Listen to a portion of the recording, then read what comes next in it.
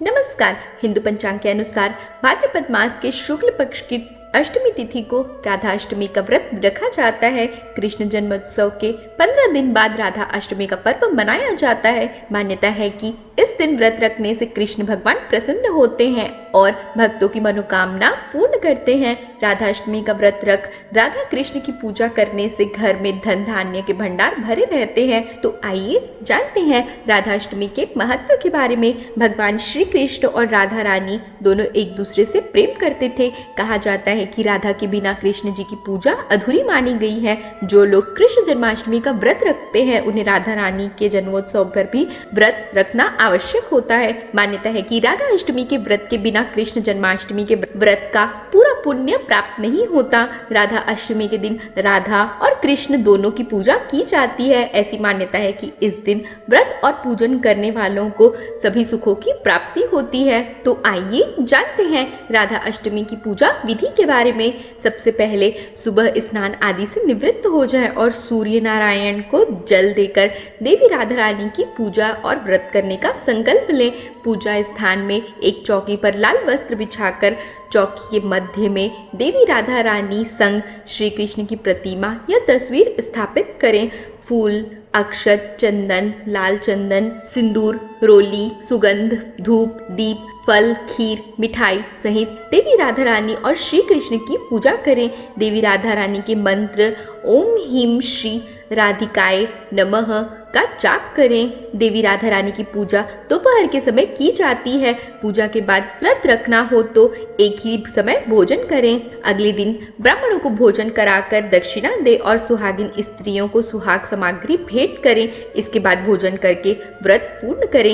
तो आइए जानते हैं राधा अष्टमी के व्रत के बारे में। मान्यता है कि भाद्रपद मास की अष्टमी तिथि को श्री राधा जी का प्रकाट्य हुआ था, इसलिए राधा अष्टमी मनाई जाती है। पद्म पुराण के अनुसार राधा जी महाराज वृषभानु की पत्नी थी। उनकी माता का नाम कीर्ति था। एक बार जब महाराज वृषभानु यज्ञ के लिए भूमि की सफाई कर रहे थे उस समय उनको भूमि पर राधा जी मिली। ऐसी कथा भी मिलती है कि जब भगवान विष्णु ने कृष्ण अवतार के रूप में जन्म लिया तो उनकी पत्नी लक्ष्मी जी राधा के रूप में पृथ्वी पर आई थी। ब्रह्म वैवर्त पुराण के अनुसार राधा जी श्री कृष्ण की सखी थी और उनका विवाह रायण नाम के व्यक्ति के साथ संपन्न हुआ था। ऐसे भी उल्लेख हैं कि राधा जी अपने जन्म के समय ही वयस्क हो गई थी।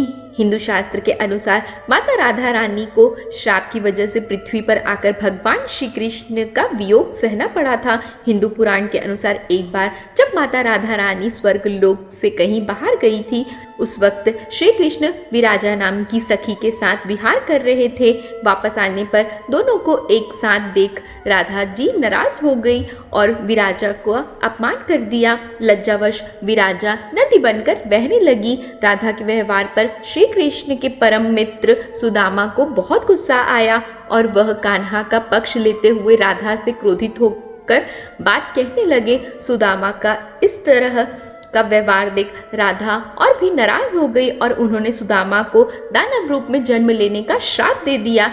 तब क्रोध से भरे हुए सुदामा ने भी बिना सोचे समझे राधा को मनुष्य योनि में जन्म लेने का श्राप दे दिया। राधा के श्राप से सुदामा शंखचूड़ नामक दानव बने जिसका वध बाद में भगवान शिव ने किया। वहीं सुदामा के दिए गए श्राप की वजह से राधा जी को मनुष्य रूप में जन्म लेकर पृथ्वी पर आना पड़ा और भगवान श्री कृष्ण का वियोग सहना पड़ा।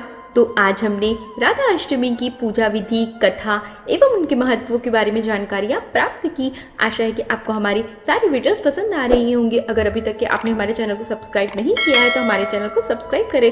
साथ ही साथ बेल आइकॉन का बटन ज़रूर प्रेस करें जिससे हमारे आने वाले सारे वीडियोज़ की नोटिफिकेशन आपको मिलती रहे। इसी आशा के साथ मैं अनामिका आप लोगों से विदा लेती हूँ। धन्यवाद।